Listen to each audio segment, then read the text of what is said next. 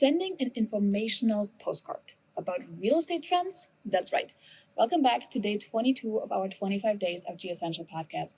In our last episode, we talked about introducing yourself to a new geographic farm. Today, we're going to talk about a high-value postcard strategy, sending an informational postcard about real estate trends. At GEOsential, our goal is always to combine strategy with a postcard so you can actually work less and do more business. Whether you're working for expired listings, FISBOs, or nurturing your sphere, or going into your farm, we have a perfect strategy for you. By providing current market insights, trends, and forecasts in your postcard, you show your clients that you're not just an agent, but an expert. And that's a big difference. This kind of information can be especially valuable during key market shifts, such as a seller's or buyer's market, interest rate changes, or a shift in housing inventory, right? So here's why this strategy works. You provide value to your sphere.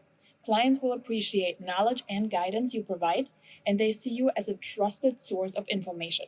It also builds credibility. Sharing trends and stats shows that you are actively monitoring the market, reinforcing your status as an expert in your field. Keep your name top of mind is a third benefit. An informational postcard about real estate trends can prompt clients to reach out when they're ready to buy or sell and start a conversation. With GEOsential, you can quickly create postcards featuring current real estate trends and insights, especially the hyperlocal insights that only a hyperlocal agent would know and that the potential client wouldn't hear from in the national news channels. Remember, the secret to making this doable is always in the system. If you need a visual, hang on here. I'm going to show you step by step how to go about it. Go to geosential.com, log into your portal, and then follow along. And if you're watching this one, listening to this one via podcast, don't worry, we're going to have it linked in the show notes for you. In our next episode, we'll focus on highlighting your unique value proposition, a powerful way to stand out in a competitive market. So see you on day 23 and enjoy the tutorial now. All right, I'm going to talk about informational postcards, and we do have a general framework for a postcard that we work with. And one of the things I absolutely love is an easy to understand graphic as it relates to housing and everything. But you and I probably have the same pet peeve, right? When we look at the news portraying national real estate market news, it never ever reflects our hyperlocal markets. And this is really what this one is all about for an informational postcard, showing off your expertise. So I do have an example of one that I actually had just posted on my social medias. And actually, let me, instead of dragging or dropping, I'm just gonna move it here. This one was a graphic that caught my attention. Actually, I want to make this a little smaller just so we can fit everything in here. We've got a little speech bubble. And what's so interesting about this one is, as you can see, active housing inventory for sale compared to pre-pandemic levels between November 2019 and November 2024. Now, I thought it was really interesting because you have this thing out there hovering right now. I'm in Illinois, by the way, so I am dark brown, really still, low inventory states that are left. And one of the things that we keep hearing is like houses are sitting, right? We have all of this massive influx in inventory. And if I look at this one here, well, it's looking a little different. That story is looking just a little bit different. And what I'm seeing in it is the fact that, well, we have a window of opportunity in my state, particular because it's just still a little different. Sorry, I'm trying to find a speech bubble as I talk about that. So what does it mean? It means that if I look at this, I'm not in love with the speech bubble, but let's see. Maybe we'll do this one instead. What I see about this one is really the fact that are really more on a hyperlocal level. And again, this is just one of these examples that yet again demonstrates you need to talk to a local real estate agent, because what is happening locally is very different from what is happening nationally. Again, you see it happening right here, right? I see it happening right there. And our clients need to be made aware of some of this. So that is one of the things that you can see in the front. And then we can talk about the back, which is really just, short little interpretation of what it is, nothing crazy. So again, this template is available inside GEOsential Pro. If you are a light member, okay, take a screenshot, replicate it in Canva if you want, or become a pro member and just insert it into your Canva account in one click. But let's talk about this graphic, because this here is not necessarily about this particular graphic, which came from an analytical site, data wrapper. But what it is really, we have so many times graphs that are available, right? If you are a KCM, keeping current matter member, you get graphics like these all the time. I have one pulled up. My MLS sends me these weekly market snapshots. And when I look at these weekly market snapshots, it shows how everything is behaving over the previous year. I could use this one, right, to talk about what is going on and what are we seeing, right? Here we have new listings. Well, guess what? Our listings are actually up. Believe it or not. Yes, crazy. I know. Rented listings, we have active and temporaries right here, right? So as you can see here, active on the market. All of this is good information for us to have.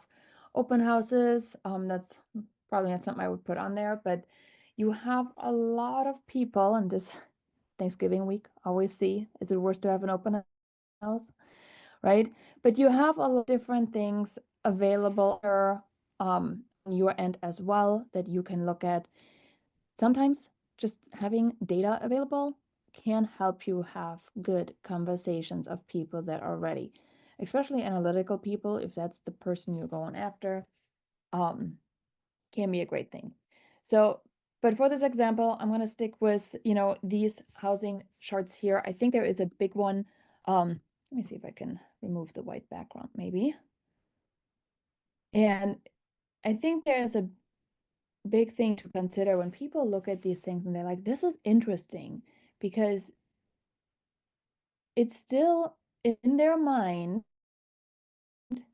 means that they're like, hey, this is going on right now in our market. It doesn't look like I can remove it without it looking super weird. I would need to recreate a couple things here.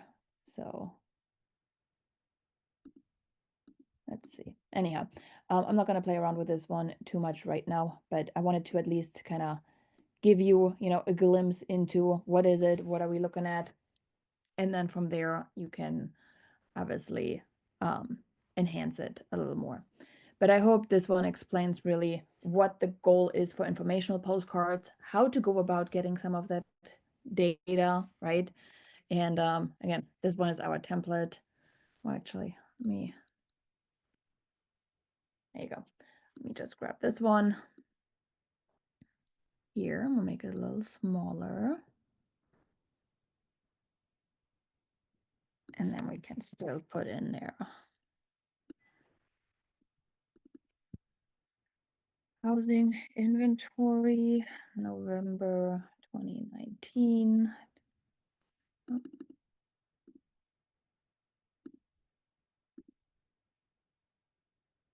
Compared to November 2024. So, all right, so we still can talk about what this one is all about. And then if you wanted to make the adjustments, obviously you can for the purpose of the tutorial. I'm just going to leave it like this for a second. So when you look at anything of, the graphic sheets that you are already subscribed to, that you're receiving, is this something that you can leverage for lead gen? And starting conversation, right? Can you repurpose something that was sent to you to be used as a social media post into a postcard? So front and back, again, I'm just going to go ahead and we'll get it downloaded. Image number 1 and 2, hit download.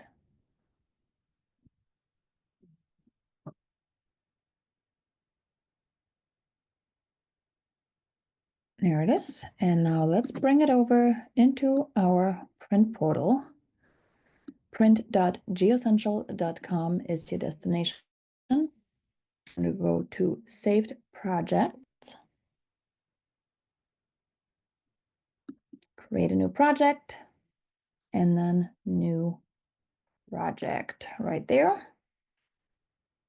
Again, if you're on the light plan, you have access to the postcards only. If you're on the pro plan, you have everything available. Just a little side note on that. We're going to do the 5.5 by 8.5. That's the size we picked on this one. Informational postcard. All right.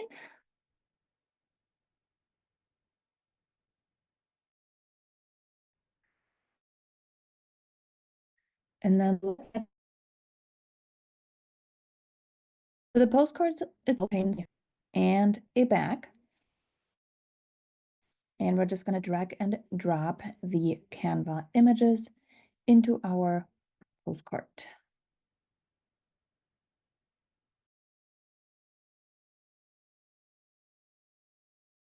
All right, so we're going to go ahead and get our pictures uploaded.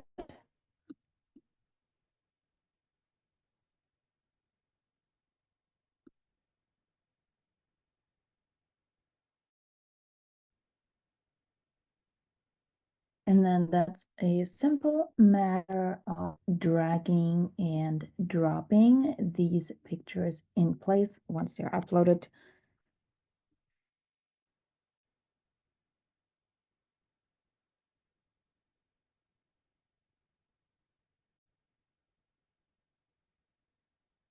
And then I want to just resize this one a little bit, make sure everything fits, and recenter. There you go. And then we're going to go to the back. I'm going to just paste this image here and drop my other one in. Perfect. Oops. And there you go. Easy enough, right? Just getting that one in place. Now let's work on our QR codes. We're gonna go back to the photos and then dynamic images, image auto merge, and we're gonna drag and drop the QR code and then just position it in our little box. All right, repeat on the front, drag and drop. There you go. Perfect.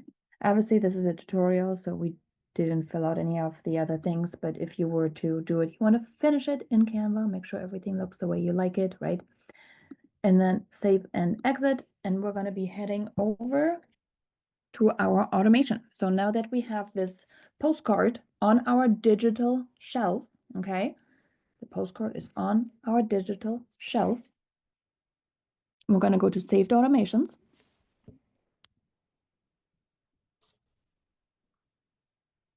And then here, we're going to go ahead and create a new automation.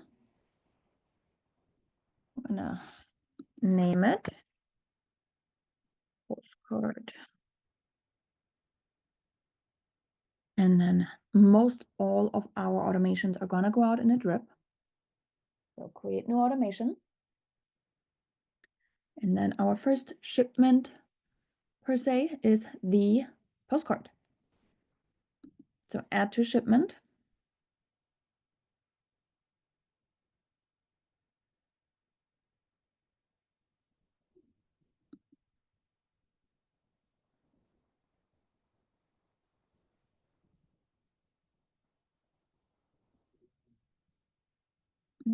Double clicked it by accident, so take one out. Okay, so This one here is now there. It is linking to our home value, so put your home value link in there. If you're a GEOsential Pro member, you can also link them to your follow-up trips. Again, make sure you have completed the roadmap, personalized your seller follow-up, so you can get this one requested to be enabled. If you're on the light plan, you have to do manual follow-up, figure out what you want to do once the notification comes in that you have a new lead. Hit save, and then all that is left to do is manage the recipient. If you are mailing to, let's say, a farm, it's probably a good idea also to toggle this one on, okay? So it would put or current resident under the address as well, just to increase delivery if you have a lot of owner names on your list, but there's a lot of tenants in there. So just a little bit of a thought on this. Manage recipient, this is where you would connect your mailing list or a group. So those are the two things here that you can see. Help and support can also help you figuring that part out of how to upload a list. We do have tutorials and everything available as well. And you can also enroll one-off contacts. So if you forgot somebody or you just met somebody, talked about it, you could send them that one. As long as the automation is active, it will continue to print. Once you are done with an automation, you no longer want to mail to that one. It's always a good idea to just simply pause automations. And that is how we went from an informational postcard such as this to getting it out the door and actually getting some leads in the door with postcards. I hope it was helpful, and I'll see you in the next tutorial.